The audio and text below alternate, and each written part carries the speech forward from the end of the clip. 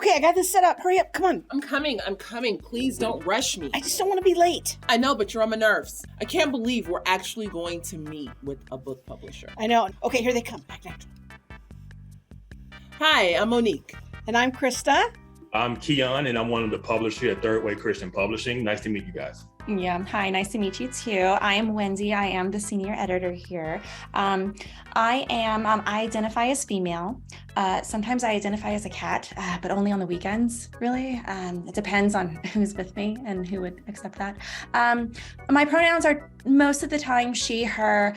I am wearing a blackish shirt, Black Lives Matter, more than white feelings, as you can see. Well, we had a chance to look over your book proposal, and we think you guys have some really good things, but we have some concerns about some of the wording and some of the tone. We're really trying to publish a book that is winsome and inclusive. We have concerns, though, that some people may experience your words as traumatizing. For example, here on page 29, you mention all people being created in God's image, but you don't mention anything about white people needing to repent of their whiteness. But we don't actually agree with critical theory. And on page 56, you say, it is the reconciliation provided at the cross.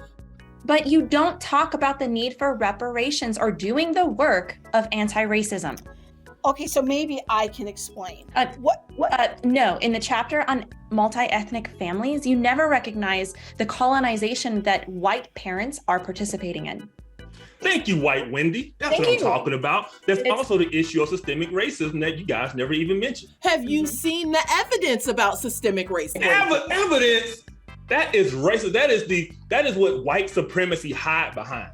Asking somebody to provide evidence of racism is therefore in itself racist. I don't think that their position is No, you don't need to be speaking, Karen. I think you need to just sit there and be quiet, okay? My name's Krista. Your mere presence offends us. Wendy, with all due respect. Wendy, I know you're not used to this, but what Wendy is doing, she's trying to be an ally. She's trying to center your voice. Thank you. How about we center the Bible? I like that. That could be something. We don't like that. That is bad. We need to center the Black voices. We need to be in solidarity with the oppressed. We need to recognize, decolonize, and do the work. Thank you, white girl Wendy. Thank you. Look, another issue is we can't put white girl Krista on the front of the book. Nobody wants to buy a book on racism from a white man. Well, that certainly... Please decenter whiteness. Thank you, white girl Wendy. But I just want to make one really quick point. Wait, I think if we... No. Can you acknowledge your complicit agreement in racism, Karen?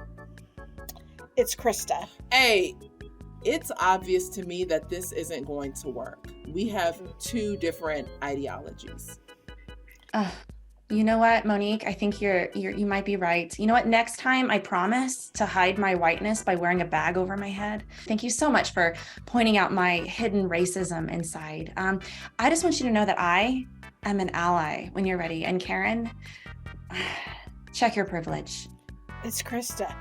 White girl Wendy, stay woke. Thank you, Keon. You too, brother. What was that? That was rough. It was. And I'm not sure we'll ever find a real Christian publisher. Third Way Publishing. Not that way. Family, we are so excited to talk to you about this year's Giving Tuesday campaign. We have been approached by a major Christian publisher about doing a book of the top 10 most frequent questions that we get about race and racism. Our first Giving Tuesday campaign item is to help raise funds for the marketing of our new book. We also want to build a video curriculum to go with the book to help increase and amplify our voice and get it into as many hands as possible. The last project is a Center for Biblical Unity app. Many people have left platforms like Instagram or Facebook and yet still want to stay connected to the Center for Biblical Unity. A CFBU app would be the perfect way to get people to stay connected right through their phones. This is an awesome way, too, to share content and to stay up to date on our latest podcasts and blogs, but we can bypass all the censorship that we experience on big tech. This year, we are looking to raise $30,000 to completely fund these projects. Will you please prayerfully consider how you can sow into the Center for Biblical Unity this Giving Tuesday? Thanks, family.